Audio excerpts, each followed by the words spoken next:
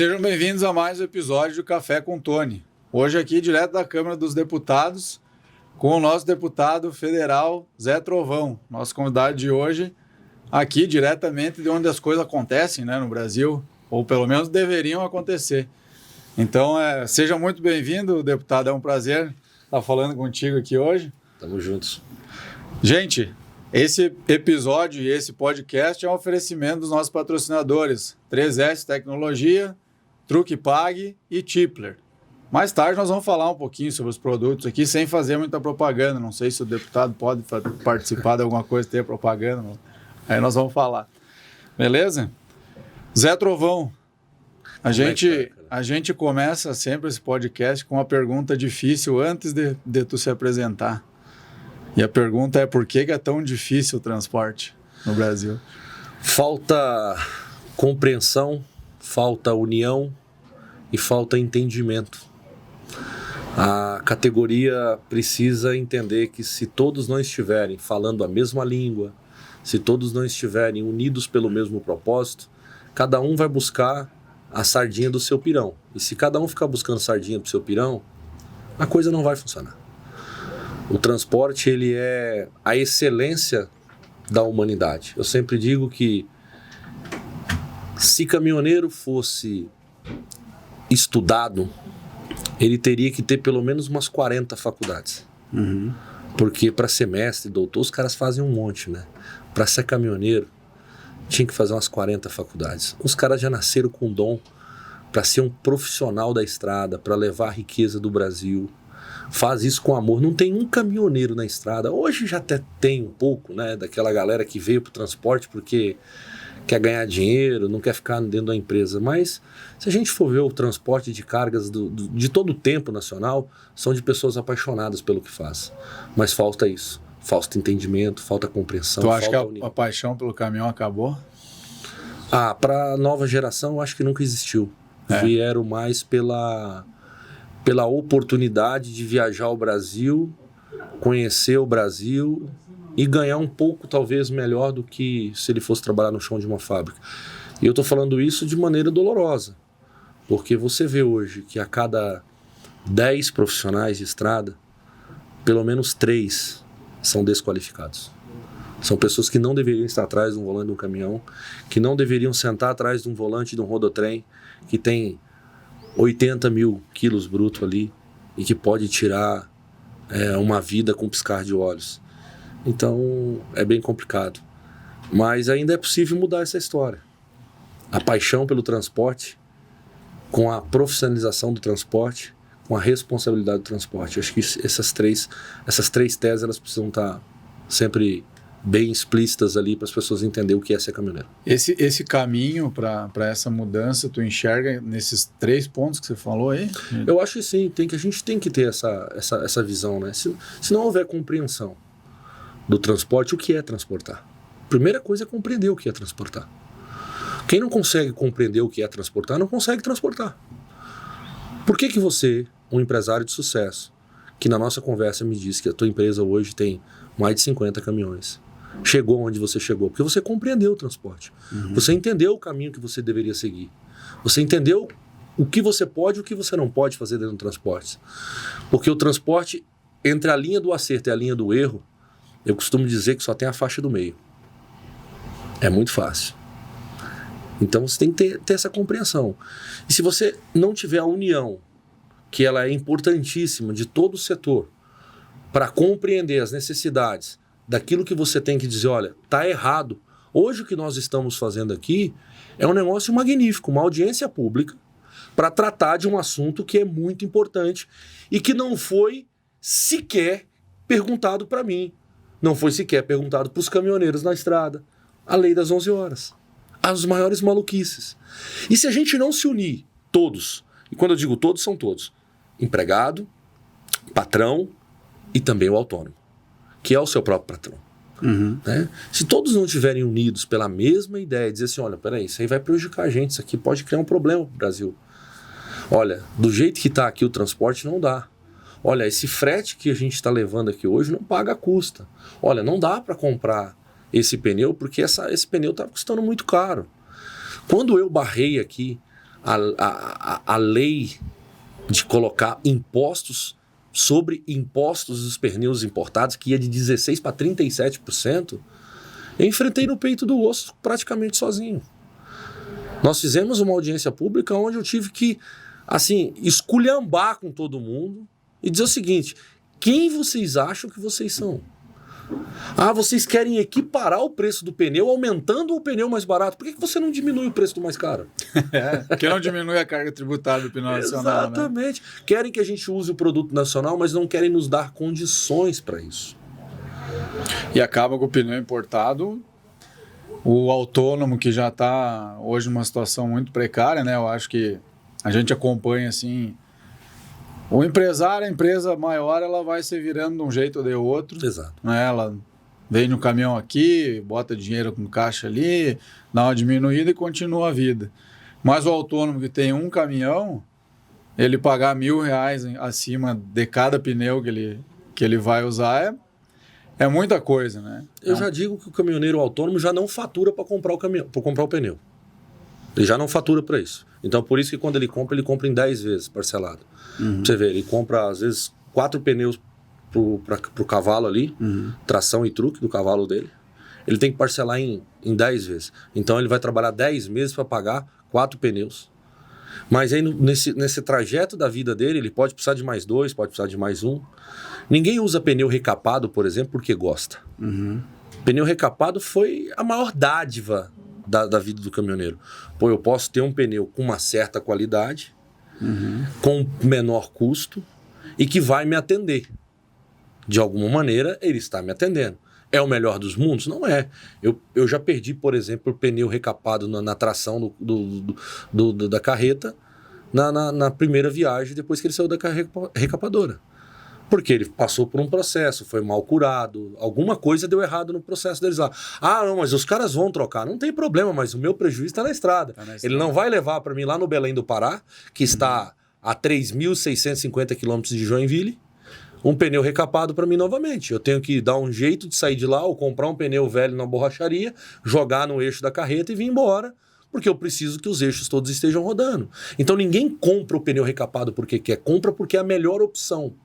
E ninguém compra o pneu importado porque ele é melhor do que o pneu nacional. Não, muito pelo contrário.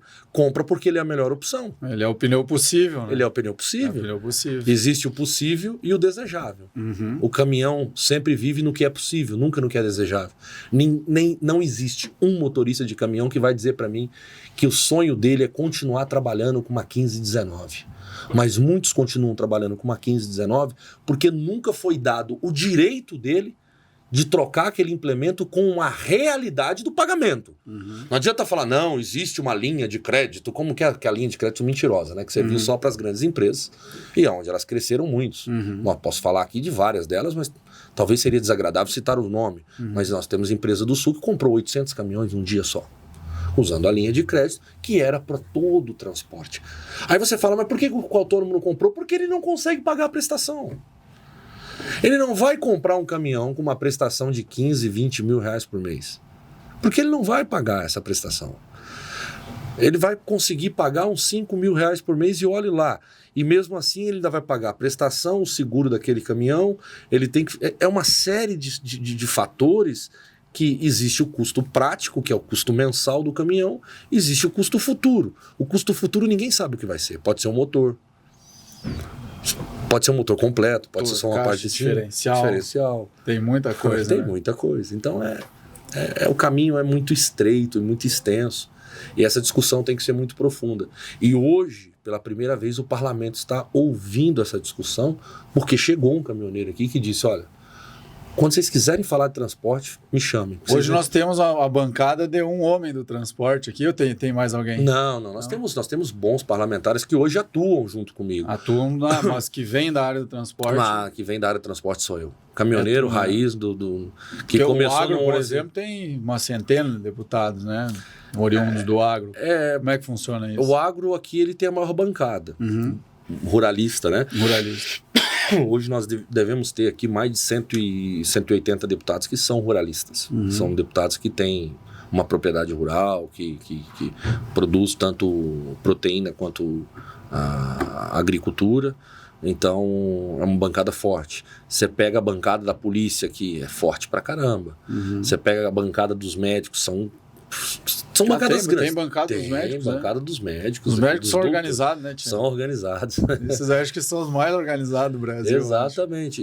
Então, todos eles... E o caminhoneiro nunca teve a sua bancada. Não. Você imagina que no universo de 513 deputados, você tem um representante legítimo da classe, que realmente está preocupado com a classe e que é atacado pela própria classe, porque a classe acha que você chega aqui e muda o mundo do dia para noite. E não é. E é o que a gente conversava antes aqui, né? O transporte, ele eu acho que é o setor mais desunido. Desunido e desorganizado. A gente vê o pessoal de fora falar isso também, né? Olha, o setor de vocês é desunido. A gente estava falando antes, pessoal, que aqui com o deputado Zé Trovão, que a gente tem um universo com o motorista profissional, o caminhoneiro autônomo, o dono de micro e pequena empresa e o dono de média e grande empresa. E essas 4 esferas dentro do transporte não conversam, vamos dizer assim, ou coexistem de uma maneira que, no fundo, elas se odeiam, né? Geralmente. O pequeno acha que a grande explora, a grande acha que tem que explorar mais, ou que, né, enfim. Exatamente. Tem todo isso, tem a questão do motorista também, que ele se sente, muitas vezes, marginalizado na sociedade, né? Ele é marginalizado na sociedade, o motorista é marginalizado. E às vezes ele acha que o culpado disso é o dono da empresa, o dono da grande empresa, mas não é o dono às vezes ele está fazendo muita força. Hoje é um desafio dos empresários para a gente, cara, eu preciso ter bons motoristas, cara que entende, né? E tu manter esse cara é difícil, porque hoje a oferta é muito grande, então se acontece uma coisa que ele não gostou, ele já, vou sair daqui, vou para outra. Então também é um desafio. O dono de transportador, acho que mudou isso. Antigamente realmente eu acho que era pior esse trato, e hoje a nossa geração que está entrando no transporte consegue enxergar o motorista como um ativo da empresa, como, né, um cara importantíssimo ali do processo. Claro. Mas ele acha às vezes que o dono da empresa que é o responsável por ele estar na porta do cliente esperando, enquanto a galera está lá no escritório enlouquecida, olha, vai receber, ajuda o cara, não tem um banheiro. Então, acho que o nosso setor, a gente tem que se unir, todo mundo se odeia entre si. Eu acho que o fato da gente estar aqui hoje conversando, tem que ter mais gente falando sobre transporte e mostrando o que é o nosso setor, né? O setor ele existe desde o início, né? Quem produz, o embarcador, o transportador, o comprador e o consumidor. O grande problema é que para chegar na mão do consumidor tem que passar pela mão do comprador, o cara que comprou aquela mercadoria. E esse cara é o grande malandro da história. Esse cara é um malandrão. Por exemplo, existe uma rede de supermercados lá do Maranhão, famosa. Nome de pessoa física. Contei nome de pessoa física, que gosta de deixar caminhão 19, 20 dias no pátio parado. Por quê? Eles não querem utilizar o depósito deles, eles preferem usar o baú. Eu cansei de ver, muitas vezes, o cara descarregando o caminhão, tirando o pallet daqui e já levando para outro caminhão. Você vê, esses são os maiores absurdos. E por que o cara compra essa grande quantidade?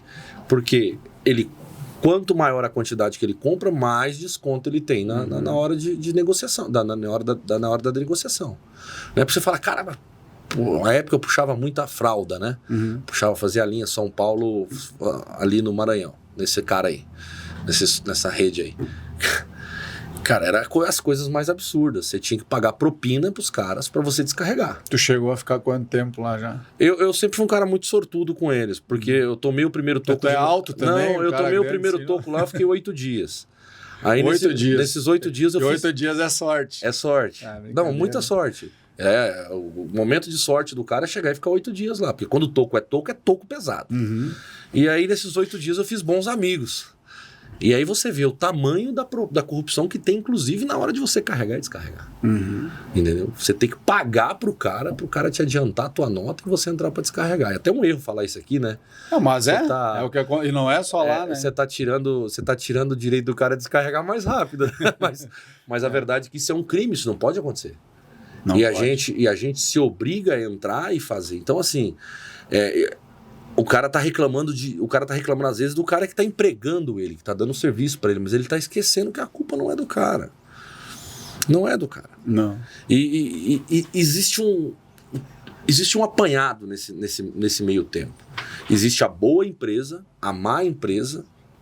Isso existe, é natural. É natural. Tem empresas que contratam os caras e que querem definitivamente, os caras querem sangrar você. Sangrar, mas sangrar com força. Né?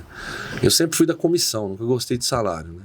Eu era obrigado a ser registrado, né? Porque toda empresa é obrigada a registrar o seu motorista, mas eu não aceitava ter salário, eu queria ter comissão.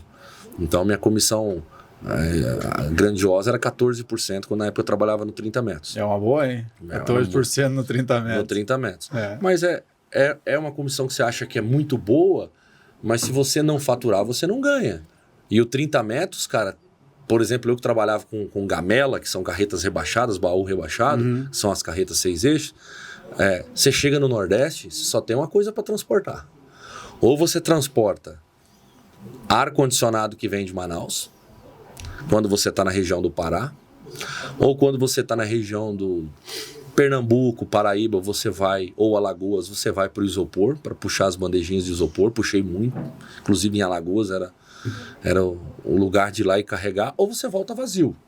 Né? Então, só que uma viagem que numa carreta LS eu fazia em 2 dias e meio, no 30 metros não vai 5. É o dobro de tempo. Porque você pode só transitar do nascer do sol ao pôr do sol e acabou, é só a regra. Então a gente perde a produtividade. Perde a produtividade. São leis e regulamentos que eu nunca vou entender. Por que os caras querem tirar os caminhões grandes da noite e deixar eles durante o dia?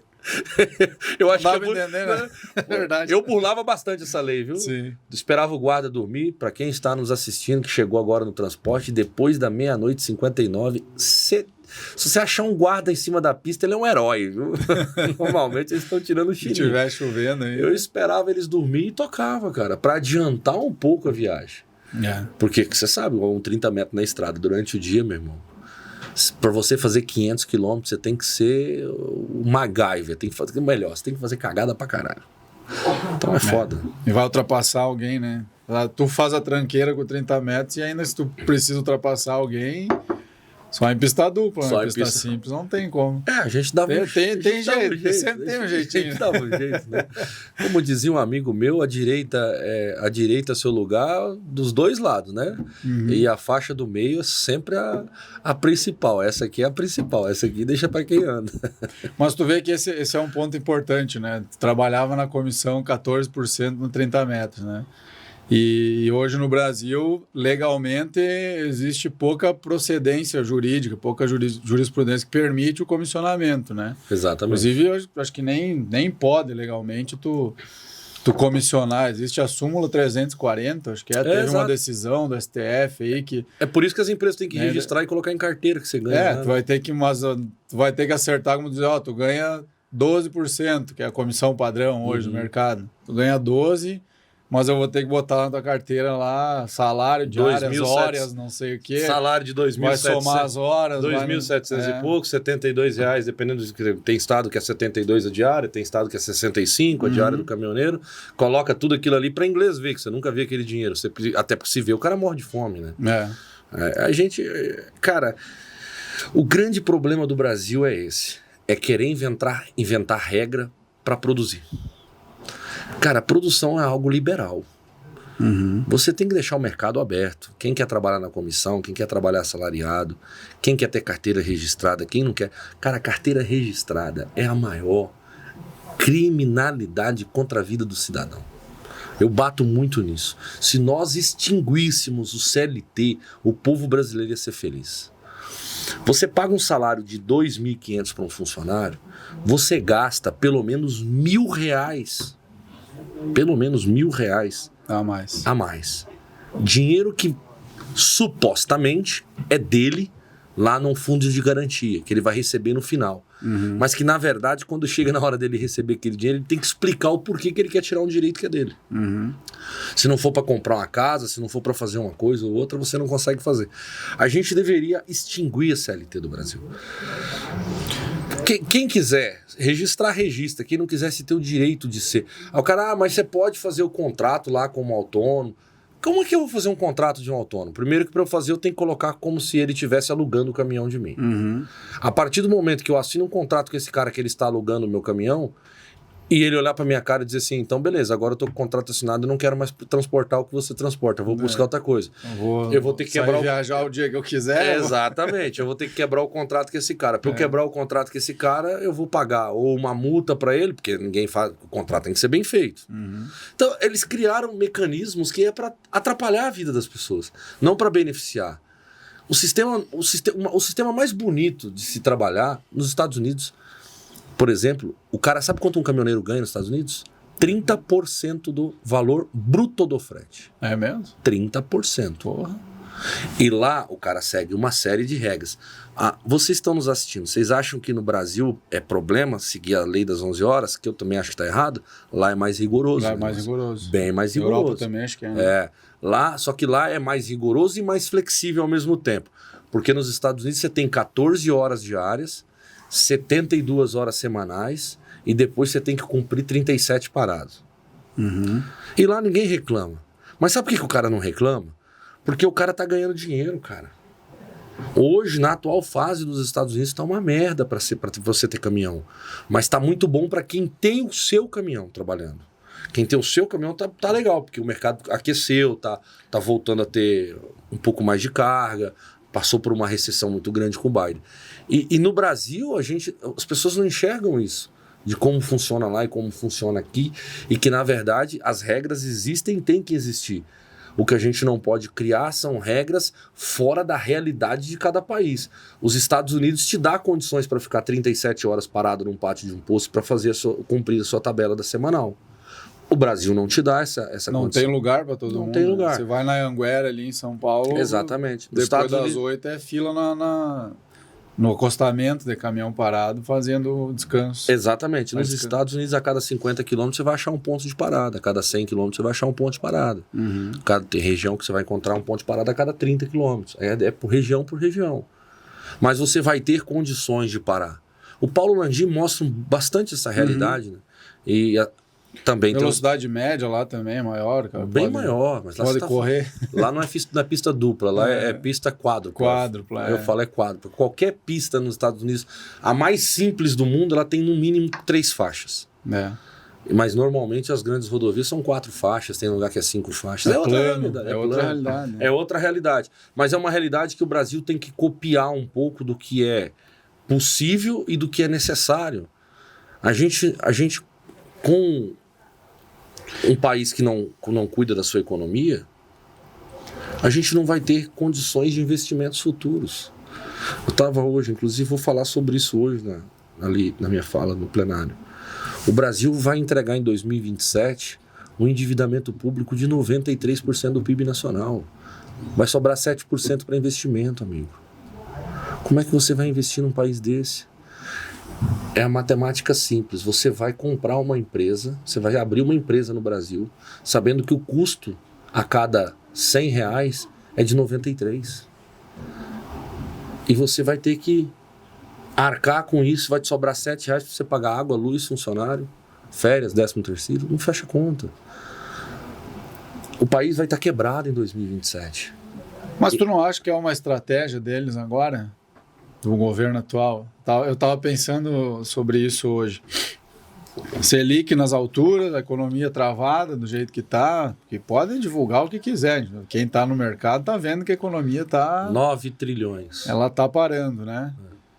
É feio. Aí ano que vem, Selic provavelmente em julho do ano que vem, o Selic vai puxar lá com 7%.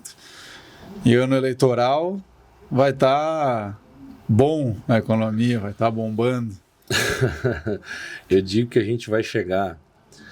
a estratégia deles é gastar só. Acho que eles não têm estratégia política. Não tem essa estratégia. Eles não têm, eles só sabem gastar. Não sei, eles são espertos. É o dinheiro da gastança. Isso eles sabem fazer.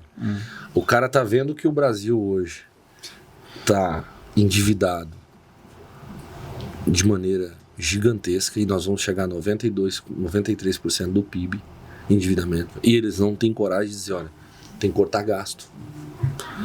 Para que 37 ministérios? Qual que é o sentido disso? O que esses caras estão fazendo com esse monte de gente trabalhando está tendo resultado positivo. Eu até fiz uma fala, ele estava lá, apareceu ele, o Macron, a Janja e a mulher do Macron.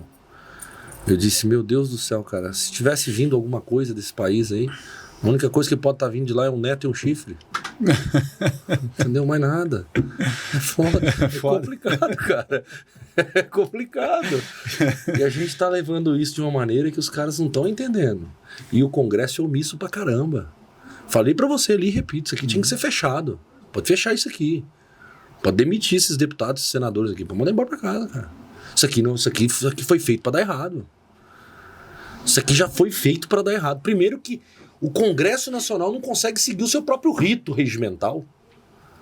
Porque muitos não sabem. Câmara dos Deputados é a Câmara do Legislador. É quem faz leis. Senado Federal é a casa do revisador de leis. Ele tem que só revisar. Uhum. O idiota do Lula é o promulgador das leis, que é o executivo. E ele pode indicar leis, o Senado também pode indicar leis para o Congresso. Mas deveria vir tudo para a Câmara, ser feito aqui, passado pelo Senado, depois ir para a mão do idiota lá para ele sancionar. E por último, os guardiões dessa lei seria a Suprema Corte. Guardiões. Eles não são revisadores. O que o STF faz hoje? Revisa, extingue e promulga leis que eles querem. Eles tomaram todos os poderes, inclusive o poder do executivo de promulgar ou não uma lei. Então isso não funciona, irmão. Isso vai criando um problema. E aí você fala assim, pô, Tony, o que isso tem a ver com o transporte? Tudo. Eles querem mexer nas LCAs e nas LCIs, que são créditos produtor rural e também créditos imobiliários. O que vai acontecer? O produtor não vai produzir, o caminhoneiro não vai ter o que transportar. Aí eles vão mexer aqui na construção civil com as LCIs. Não vai ter mais investimento. Eles vão botar coisa que era isento, vai ter que pagar impostos e altos. Esses caras vão mandar embora. O caminhão não vai ter mais o que transportar também. Esquece, o cara... A máquina vai parar. E tem uma coisa que já está valendo agora em junho, que foi dessa mudança deles do IOF, porque falaram que eles voltaram atrás no IOF, mas eles voltaram atrás numa parte. Uma parte. O IOF sobre operação de risco sacado também. As empresas de transporte usam muito, porque os embarcadores, prazo de 45, 60, 120 dias, você vai lá numa FDIC, num banco e diz, eu quero trocar essa duplicata aqui para pagar o carreteiro hoje, porque o carreteiro, por exemplo... Precisa receber. Então, essa operação não era taxada de IOF, agora ela é. Então, inclusive, algumas empresas suspenderam essa operação, porque estava uma confusão de quem é que ia pagar o IOF, se era quem trocou o boleto ou se era a empresa que estava tendo risco sacado. Então, já impactou no transporte diretamente, né? Então, ficou mais caro o dinheiro do giro do capital de giro das transportadoras. E aumentou o IOF também, então quem compra caminhão aumentou mais ou menos de 13, um caminhão novo hoje, preço médio aí, 800 mil, aumentou de 13 para 30 mil de IOF numa operação de compra de caminhão novo. Então, assim, o setor já estava cuspindo sangue. Aí toma mais uma pancada. O autônomo mesmo, a gente conhece, eu conheço muitos autônomos da dificuldade para trocar um caminhão, para fazer isso hoje praticamente não existe, né? Então, a matemática não fecha para ele, não fecha para ninguém. Exatamente. E é aumento de imposto em cima de aumento de imposto. Então, e regra, de um lado aumenta o imposto, do outro lado uma série de regras e leis que impedem a produtividade. Então, é a equação do Brasil, parece que sempre é essa, né? Penalizar quem produz. Exatamente. E aumentar imposto para quem não gera resultado. Não, e pior de tudo, eles ainda querem com a nova medida provisória ir lá nos fundos de investimento. Então agora tu ainda está correndo risco dos fundos de investimento. Você quer mexer no bolso de todo mundo. De todo mundo. E antes que você que está em casa aí, que está vendo essa entrevista, fala, e o que você está fazendo? Nós estamos batendo, nós estamos brigando, nós estamos tentando barrar. Porque muitos não entendem que assim, existe o que é parte do Congresso, o que é parte do Executivo, e o que é parte do Judiciário. E tudo isso, economia, não está sob a tutela do Congresso Nacional. E agora nós entramos num governo onde eles têm a maior arrecadação de todos os tempos e também o maior nível de endividamento. Então a gente briga todos os dias aqui, mas nós somos minoria. É como eu disse, assim como no caminhão aqui só existe um deputado eleito que foi caminhoneiro, e que é caminhoneiro, porque o dia que eu deixar de ser isso aqui, eu quero sentar atrás da boleia de um caminhão de novo. Talvez, não sei se aqui no Brasil ou em outro lugar, mas eu quero estar de volta. Um dia eu não quero mais estar aqui. Eu vim aqui para cumprir uma missão. Eu vou fazer o que eu amo. O que eu amo é mexer com transporte.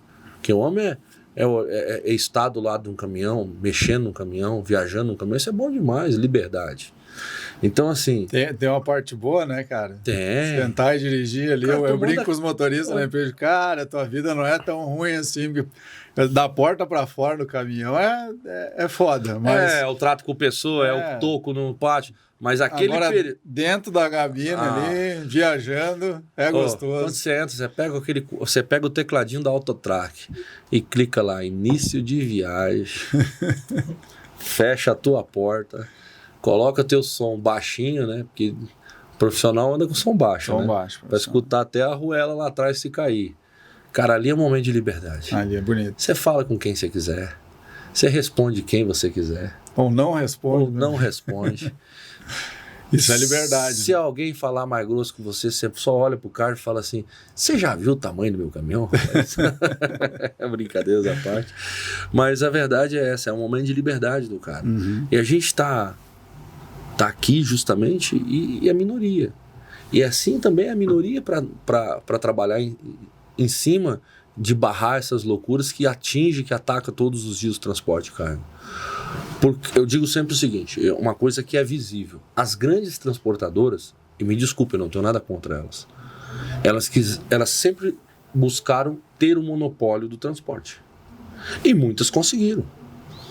Por exemplo, você chega em alguns lugares para carregar, você com 50 caminhão, você não carrega talvez direto para a tua empresa.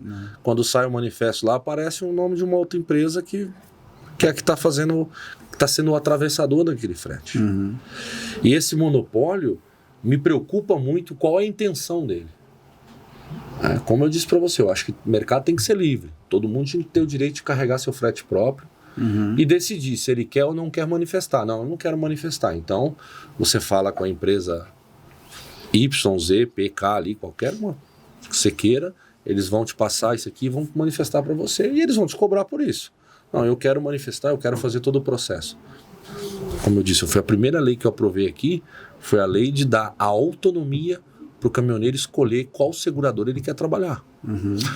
Tá valendo? Tá valendo. O povo consegue fazer? Ainda não. Ainda não. Porque a pessoa não entende ainda. Tá valendo. Se você brigar por esse direito, você vai alcançá-lo. Mas, cara, existe um processo até a gente afinar essa viola. Mas eu vou te contar um negócio que aconteceu, não sei se é essa mesma lei, mas aquela lei que regulou os seguros, ela foi escrita, né? O pessoal da NTC, inclusive da CNT, trabalhou bastante por isso. Ela foi escrita para o que acontece hoje, né? Você pega um grande embarcador, ele diz o seguinte, minha seguradora é essa, meu seguro é esse, minha gerenciadora é essa, você assina aqui uma carta de direito de regresso lá, ou dispensa de direito de regresso, você cumpre as minhas regras aqui. A lei que foi proposta aqui no Congresso, que passou pelo Senado e chegou até o Lula, ela dava exclusividade na contratação para a transportadora, né? Então, o que quer dizer exclusividade? É que quem tem que contratar o seguro de carga, estamos falando de carga, né? Que é Isso. Quem tem que contratar o seguro de carga é a transportadora, é a empresa que manifesta ali, que tira o CTS, seja ela um caminhoneiro autônomo, seja ela a Edine ou seja a JSL da vida. Qualquer uma. Tem. Na sanção presidencial, foi mudado o texto de exclusivo para obrigatório. E quando saiu, eu li a lei e o pessoal estava comemorando, olha, conseguimos e tal. Eu disse, gente, mudou uma palavra importante aqui, não é mais exclusivo, obrigatório, é diferente de exclusivo. Obrigatório, diferente de exclusivo. E o que acabou acontecendo? Nada. O que aconteceu agora? simplesmente tu tá obrigado a ter o seguro. Então, se o embarcador faz o seguro dele da mesma forma que ele fazia antes e dá um sinistro, tu tem que ter um seguro do seguro dele. Se tu não tiver, a seguradora do embarcador vai chegar para ti e vai dizer, ó Zé, aquela carga que tu tombou lá, que deu problema, tu tava a 81 por hora, a velocidade da via era 80, e aí nós vamos... Tu quer acertar agora ou a gente te bota na justiça? E antes, acontecia uma discussão na justiça em torno disso, né? Uhum. Hoje não, hoje a obrigatoriedade ela é uma coisa objetiva, né? Dentro da lei. Então, tu vai ser condenado.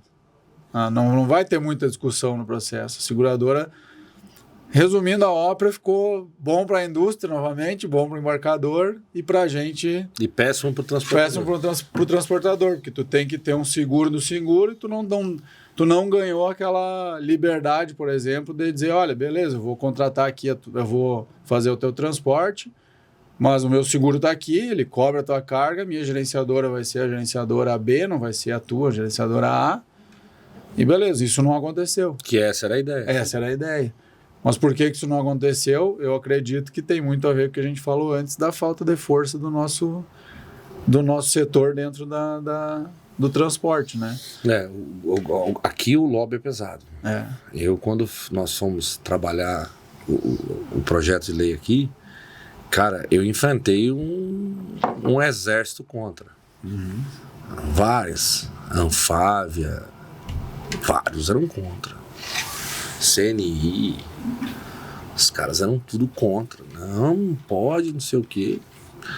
E eu consegui trabalhar a lei e ser aprovada como ela era para ter sido promulgada. E aí fugiu da tua alçada. Saiu da Câmara, vai pro Senado.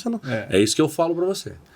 Chega lá, eles fazem o que eles bem entendem. Uhum. Eles não deveriam fazer isso. Eles deveriam só revisar essa lei, ver novamente, não, tá tudo certo, tudo constitucionalizado, tá tudo bonitinho, pode mandar para sanção. E depois vai para... Porque, como mudou os papéis, o senador quer criar lei, ele vai lá e quer mudar, pega um relator, isso aqui não é legal, desse jeito. Aí quando há essas mudanças, elas deveriam voltar para cá. E não aconteceu. Então você vê o tamanho do pé de chumbo. Do problema. Mas a gente vai resolvendo, cara. Não é fácil. É isso que o caminhoneiro que está lá na ponta da lança, ele tem que entender o seguinte. Não é um problema que eu criei. Tu tá há quanto tempo no mandato aqui? Eu, 2 anos e meio. 2 anos e meio. Tu deve receber muita gente dizendo que tu não fez nada aqui. Esse cara não fez nada. Bastante. Tá aí, porque eu acho que... Eu mando um relatório para ele de tudo que eu fiz. O pessoal não entende que o jogo é outro, né? Que tu não faz chover sozinho. O cara acha que você se elegeu deputado federal, você virou dono. Uhum. Agora ele que manda. Não, eu sou um de 513. Entendeu? Essa é a pegada. Se a gente tivesse eleito pelo menos um representante em cada estado, caminhoneiro, transportador, mesmo cara, sabe, da lida, a gente estava grandão.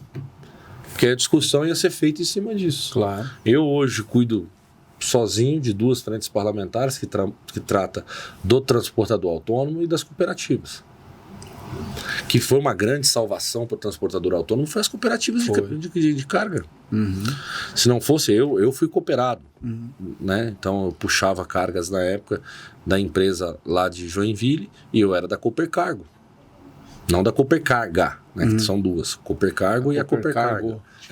Coopercargo, que é uma empresa de Joinville, uma cooperativa de Joinville. Muito grande, por sinal. Então o que salva muitas vezes o transporte são essas cooperativas. Que o cara tem 2 caminhões, 3 caminhões. Se ele não tiver dentro de um lugar onde ele consiga ter fretes melhores, cara, ele fica igual peão sem barbante. Só deitado de lado. Não tem o que fazer. Não tem jeito. Não tem jeito. Você precisa fazer o negócio girar, cara. Você precisa fazer o negócio funcionar. E a gente está tentando exatamente isso. Mas o sistema que eu enfrento para quebrar tudo isso é um sistema geral, tá? Uhum. Até as próprias confederações que deveriam apoiar esse tipo de coisa se eximem da discussão. Uhum. Quando você fala, Zé, né? Política. Com 23 milhões na conta, né? Fica fácil. Fica fácil. Negar, enquanto o sistema S está mantendo esses caras aí, eles ficam discursos, Viaja. discursos. Eu digo, é a prática do discurso, não aconteceu nada aqui. Eu queria te fazer uma pergunta. A gente começou, né, falando de transporte, já passou quase 40 minutos do podcast e o deputado Zé Trovão nem se apresentou. Eu queria conhecer um pouquinho, assim, como é que foi esse caminho, né, deixou de ser caminhoneiro e se tornar político, né? Quando é que essa vontade surgiu? Como é que foi esse caminho? Eu vou começar te respondendo que essa vontade nunca surgiu. Nunca surgiu? Não, eu tô aqui até hoje cumprindo uma missão. Uhum. E é por isso que eu disse que eu não vou ficar aqui muito tempo. Entendi. Mais um mandato, 26, eu vou concorrer às eleições em 26. E se for extremamente necessário, 2030. Mas depois eu vou seguir minha vida. Eu não dou conta disso aqui para sempre. Então a minha vida começa mesmo assim a ter ascensão no transporte em 2018, naquela que foi a maior paralisação de todos os tempos. Eu estava ali na frente com as lideranças, né? A gente segurou uma região importante de Minas Gerais, que foi Montes Claros, e a minha voz era a voz que mais permeava dentro dos movimentos, até porque eu fiz um movimento muito diferente lá em Montes Claros. Então lá eu fazia carreata, passeata, fazia o diabo todo com a galera. Eu juntei a galera toda para ajudar. Então a população comprou a briga, veio junto conosco. E ali me deu uma ascensão muito forte, mas encerrou a greve, eu segui minha vida, eu continuei, as redes sociais tinham ficado uma coisa meio assustadora, eu não entendia nada daquilo também, não sabia mexer com aquilo, e eu abandonei. Em 2021, eu vi um movimento de alguns sindicatos de esquerda ligados com alguns sindicatos do transporte, que também são de esquerda, mas que dizem representar o transporte, fazendo um movimento para fazer uma paralisação contra o Bolsonaro. Lembro disso. Lembra disso? Lembro. Não tinha nada a ver com... É que a gente, depois de 2018, todo mundo, acho que de 6 em 6 meses, tinha uma ameaça de greve e alguém mandava uma mensagem: Tony, aí vai ter greve? Porque as pessoas que não são do transporte estavam apavoradas com aquela greve, que faltou combustível, faltou alimento. Eu achei que aquela foi boa, ela faltou, tinha que ter faltado mais. Ela foi simbólica, né? Ela foi bem simbólica. Todo mundo lembra, se tu perguntar, todo mundo lembra, tipo, como tipo a pandemia. Tinha assim, que ter uma daquela 2 vezes maior, com mais força, e realmente não deixar passar nada. E aquela greve foi coordenada ou ela foi voluntária mesmo? Cara, aquela greve ela começou voluntária e depois ela foi coordenada. Mas ela começou no voluntário. Foi voluntária, né? Voluntário. Todo mundo se uniu, se juntou, vamos embora, e foi quando eu vi. Cara, quando eu vi, eu tava num tipo assim... Não, você que fala aí, o que vai fazer agora? Tá discursando. Então acabei entrando numa briga que era justa, eu lembro até hoje. A gente estava brigando pelo bujão de gás, a redução do 3,70 do litro do óleo diesel. Essa era a nossa briga. Não tinha outra coisa, tava todo mundo desesperado. E, na verdade, começou pelo óleo diesel, aí entrou o bujão de gás, porque o cara, pô... Era uma crise muito grande que tava vendo. Eu lembro, nós tava, o cara lá na minha cidade, o Marquinhos, um abraço pro Marquinhos, então eu moro na cidade de 17 mil habitantes. Legal. O Marquinhos é o cara que entregava os boletos protestados, né? Do cartório. O Marquinhos é o mesmo, com uma cidade pequena, o Marquinhos, ele tocava nos barzinhos à noite, então tu conhecia ele. O Marquinhos já sabia até que o meu cachorro era brabo, né? Ele chegava lá, já perguntava se a Eugênia estava lá, se ia morder ele, já tinha tentado morder ele. Então nós estávamos num problema, pagando boleto atrasado, e eu lembro quando deu a greve, eu tinha conta para pagar, ficava parado 15 dias sem conseguir produzir, né? Daquele jeito, aí vamos manter, não vamos? E eu vendi meu carro na época ali para pagar as contas da empresa. E depois passou aquela tabela do Temer.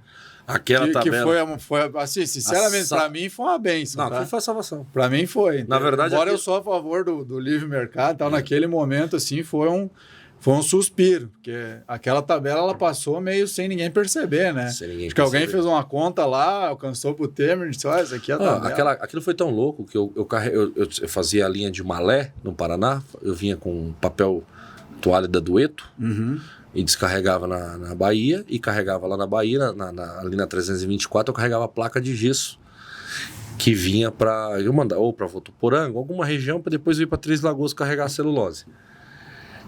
O meu frete era 3.500, eu trabalhava na Vanderlei, nessa época no Sardi na Vanderlei. E meu frete era 3.500, que os caras pagavam ali de Camaçari, de Feira de Santana, na 324, para Votuporanga. Eu saí da greve, eu tava lá 13, 14 dias com o caminhão parado, cheguei para descarregar numa sexta-feira, a mulher falou, sem chance, cara, chegou todo mundo junto só semana que vem. Fui pro Pá do Poço, passei o final de semana, segunda-feira eu fui lá e descarreguei. E eu fui carregar a placa de gesso, carregava inclusive pela JSL. Carreguei lá, quando eu cheguei para pegar meu manifesto e o meu picadinho para viajar, o cara falou, Zé, deu B.O. aqui, temos que esperar. Eu falei, que foi? Não, vai ter que cumprir a tabela de frete. Eu falei, mas o que é isso? Olha pra você ver. Tipo assim, o que é isso? O que deu? Ninguém sabia. Passou... sabia o que era. Não, cara, agora nós vamos ter que pagar um frete tabelado para vocês. Aí eu disse, mas não vai diminuir o frete não, né? Olha a cabeça do cara. Vai diminuir o frete. Acostumado só para receber. Aí ele riu e falou, não, cara, seu frete vai para 10.880. E tu fazia ele a 3,5. A 3,5. Eu disse pro cara assim, pode fazer o que você quiser, meu irmão. Esse Temer é ossudo mesmo, viu? Aquilo foi uma vitória muito grande para todos nós. Eu acho que até hoje, tá? Eu sou favorável ao livre mercado, mas a gente precisava ter a tabela de frete de volta. A gente, inclusive, é uma briga minha. Até ela existe, né? Ela existe. Ela existe, mas ela não é cumprida. Mas ela não é cumprida porque a NTT diz que não tem capacidade de fiscalização. E aí é onde entra o meu sistema. O que a gente está buscando já desde o início do mandato, criar um sistema para isso. Mas para encerrar o que eu estava falando sobre mim... A trajetória, em 2018 eu compro essa briga, me torno uma pessoa conhecida, abandono 2021, surge um movimento da esquerda, usando mais uns sindicatos de esquerda, fazer uma paralisação contra o Bolsonaro. Tomar conta dessa greve. Dessa greve. Puxar pra ele. Eu fiz um vídeo, dei nome aos boi e aos cachorros, chamei quem eu tinha que chamar de vagabundo e dei nome a todos eles. Citadinho assim, ó. Cada um deles. Dei nome, sobrenome, o que ele fazia, o que eles estavam querendo. Isso gerou uma revolta. E eu desmobilizei a greve dos caras. Aí explodiu de novo. E aí um amigo meu de São Paulo fez uma página pra mim chamada Zé Trovão, a Voz das Estradas. E essa página começou a repercutir demais. E eu comecei a fazer lives por essa página todos os dias, falando. Parava de tarde, final do dia, parava em algum lugar, ia tomar um banho, jantar, fazia uma live, falava com o pessoal ali. E aí eu vejo que o Brasil está indo por um caminho muito ruim, muito ruim, muito ruim. E aí é onde eu falo, cara, o transporte não tem como sobreviver mais. A gente está quebrado, fudido, pandemia ferrou com todo mundo e a gente está aqui dando bom dia pro diabo. A gente precisa fazer alguma coisa.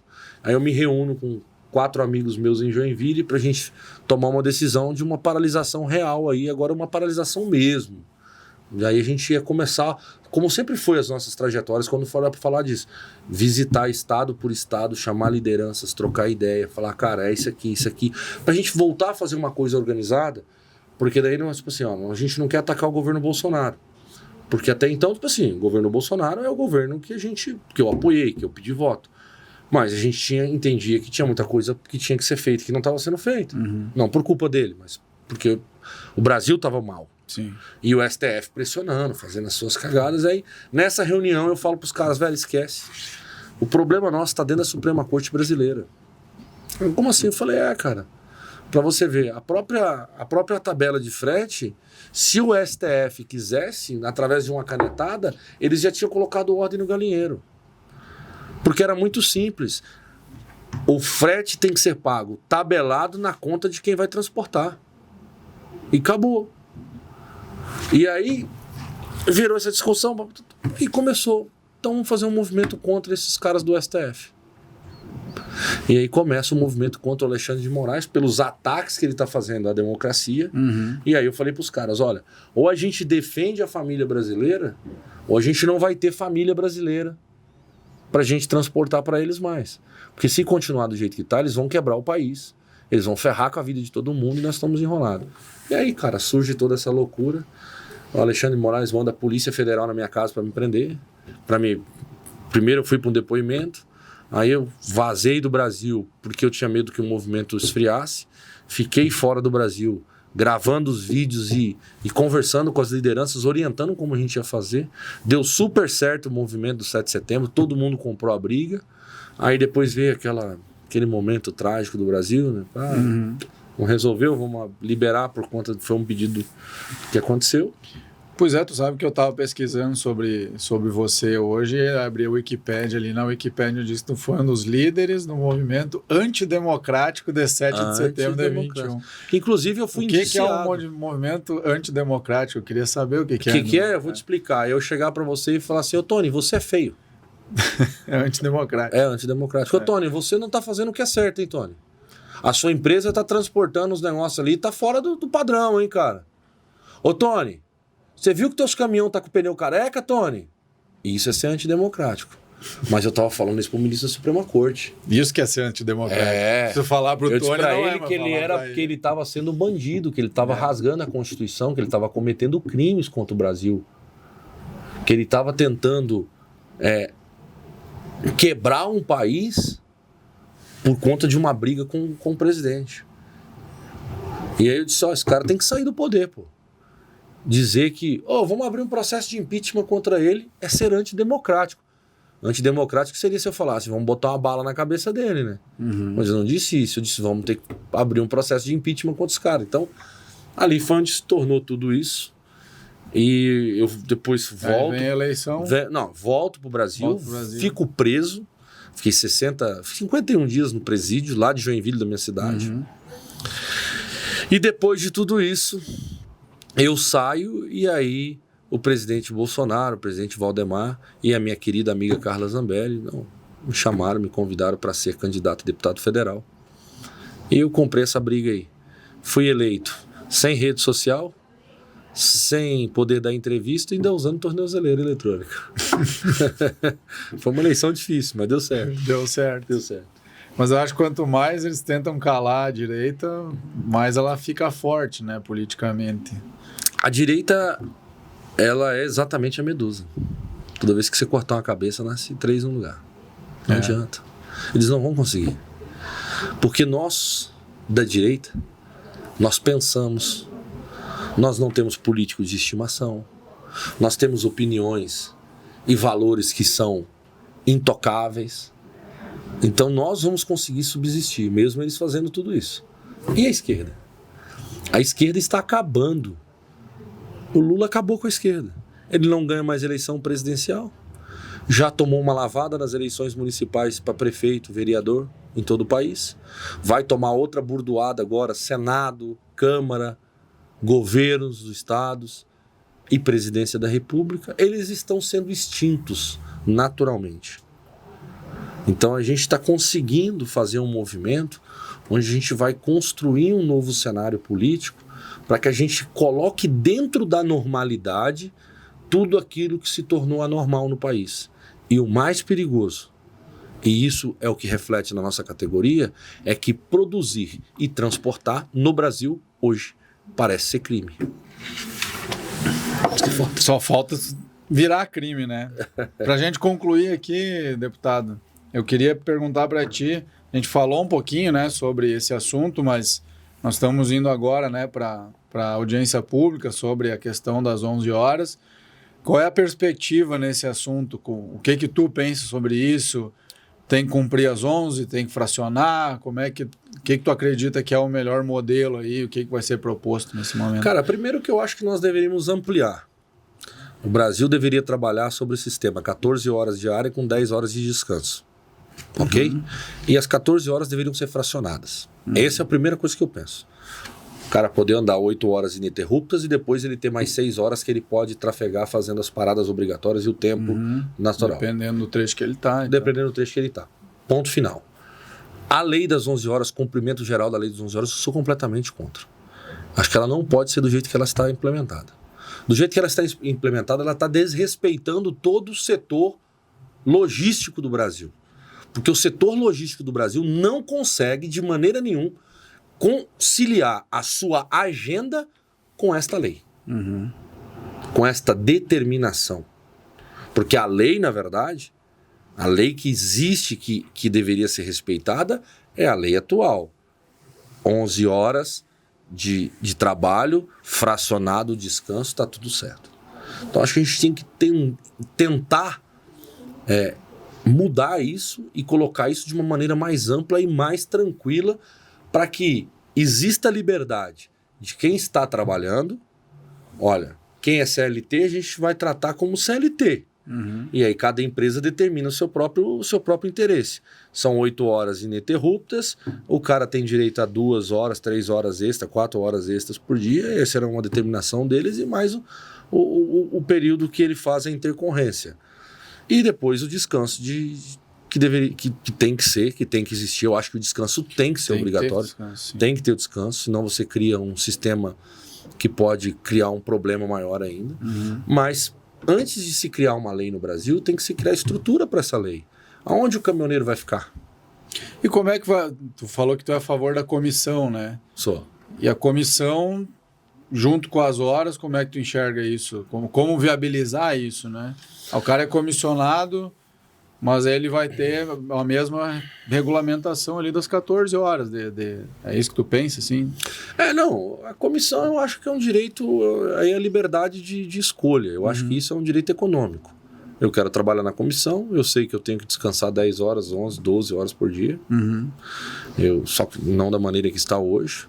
Eu tenho direito a trabalhar tantas horas mensal, semanal. Sim. Acho que a questão comissional é um direito econômico. A gente não pode prender o trabalhador a um regime único. A gente tem que dar a opção dele trabalhar como ele bem entende.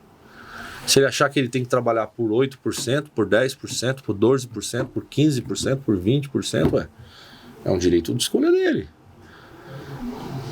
Eu penso o seguinte também, porque vou pegar um exemplo assim da vida da gente, normal, não do motorista. Tem noites que tu não dorme 8 horas, por exemplo. Eu não sei nem o que é dormir 8 horas. Isso pois existe. Vamos supor que nem agora eu vim para cá, para Brasília, eu tinha um voo às 13h30 da manhã, às 4h30, eu tinha que acordar às 13h30 lá em Porto Alegre. Aí fui deitar, o cara fica ansioso, né? Tem que acordar às 13h30. Acho que eu dormi umas 3 horas aquela noite. Fiz o que eu tinha que fazer segunda-feira, de ontem para hoje eu descansei ali às 8 horas que eu queria dormir, né? O motorista também, eu concordo que eu acho que é uma coisa que tem que ficar bem claro, né? Não é que eu não sou, acho que nem você é contra o motorista descansar, ele tem que descansar. Ele tem que ter o direito de descanso. Só que ele tem que ter uma flexibilidade, porque o cara, por exemplo, nossa operação faz Minas e Rio Grande do Sul.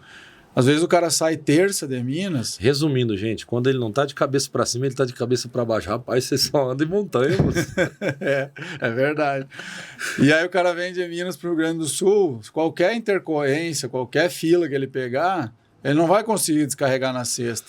Então o que acontece? Às vezes na noite ali de quinta para sexta, o cara, essa noite eu quero dormir 4, 5 horas para dar tempo de eu... Dar uma chegada. De eu chegar, descarregar e ir para casa no final de semana. Exatamente. E aí tu não tem essa flexibilidade. É 11 horas. Pô, o cara vai parar 11 horas quinta, sabendo que ele vai perder todo o final de semana em casa, aniversário do filho, isso, aquilo, aquilo. Não tem condições. É assim, se fosse para seguir isso, então a gente tem que seguir isso nos pontos mais extremos. Então a gente tem que se preocupar.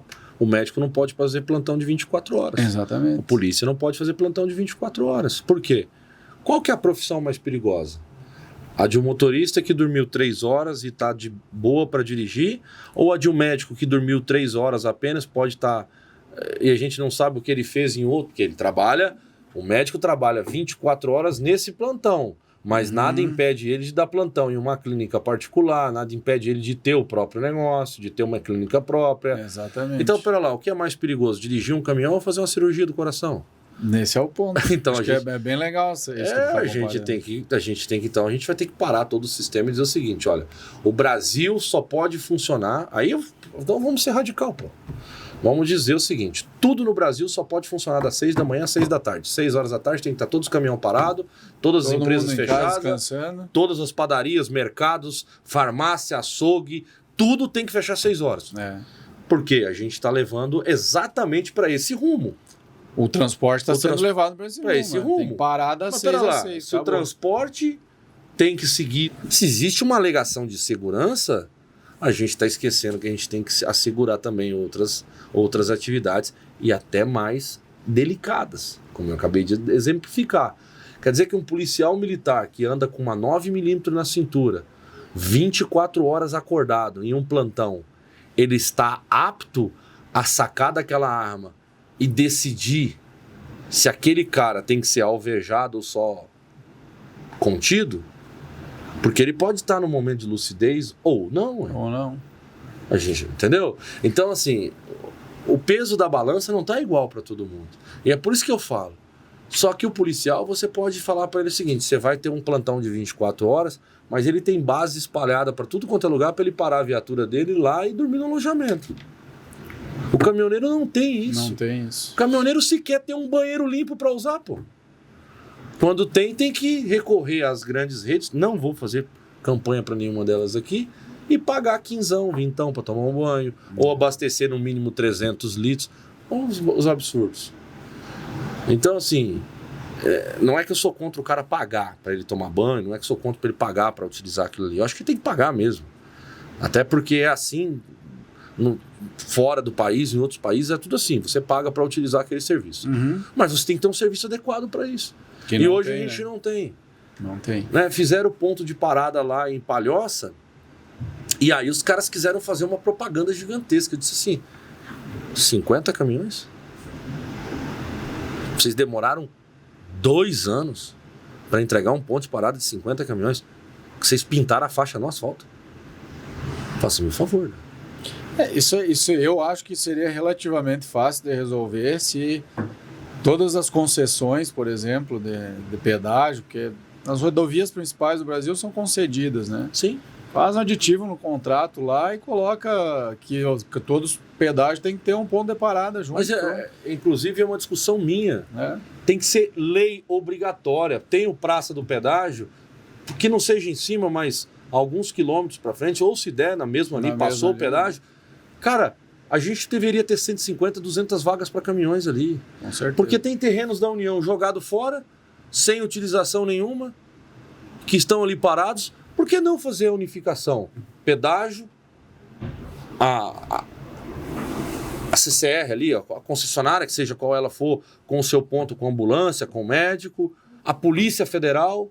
Por que não faz uma coisa unificada? Por que não se tem um conjunto de uma ópera já que pode ser considerada uma coisa... Cara, se existe o pedágio a cada 50 quilômetros, tem que existir uma praça de parada a cada 50 quilômetros. Porque a cada 50 quilômetros eu tenho que pagar imposto para aquela empresa, mas aquela empresa não é obrigada a me entregar um lugar para eu descansar. Aí você chega em muitas praças de pedágio e tem a placa, proibido parar e estacionar. E ainda leva a multa, né? Ainda leva a multa. Muito bem. Pessoal, está no nosso tempo aqui. Eu queria agradecer ao deputado Zé Trovão pelo tempo, por ter tido esse papo aqui com a gente. O podcast Café com Tony existe para a gente começar a dar voz também ao transporte, né? Aos empresários de transporte, motorista. Motorista eu ainda não fiz, estou marcando a agenda, mas a gente também vai dar voz para os motoristas. Eu trouxe também o deputado Giuseppe Riesgo e Felipe Camozato, lá do Sul, também. A gente conversou sobre liberdade econômica, sobre o transporte, né? E ele é um oferecimento da Tipler. Se o Zé tivesse recapado o Tipler naquele pneu que ele contou a história, e antes, talvez não tinha acontecido isso, hein? A Tipler é a melhor borracha do Brasil. 3S Tecnologia, pensões em segurança do teu caminhão, é tecnologia 3S. Mobilizador 3S é com 96% de recuperação. Tu sabe que hoje em dia eles tiram o rastreador em 3 minutos, né? Mas o 3S está lá para impedir que o cara leve 96% de recuperação. E também a Truquipag, que é a nossa parceira, cartão de abastecimento Truquipag, dá economia, gestão e resultado para a tua operação. Zé, muito obrigado. Eu que agradeço, irmão. Até a próxima. Até a próxima. Valeu, tamo junto. Um abraço. Obrigado.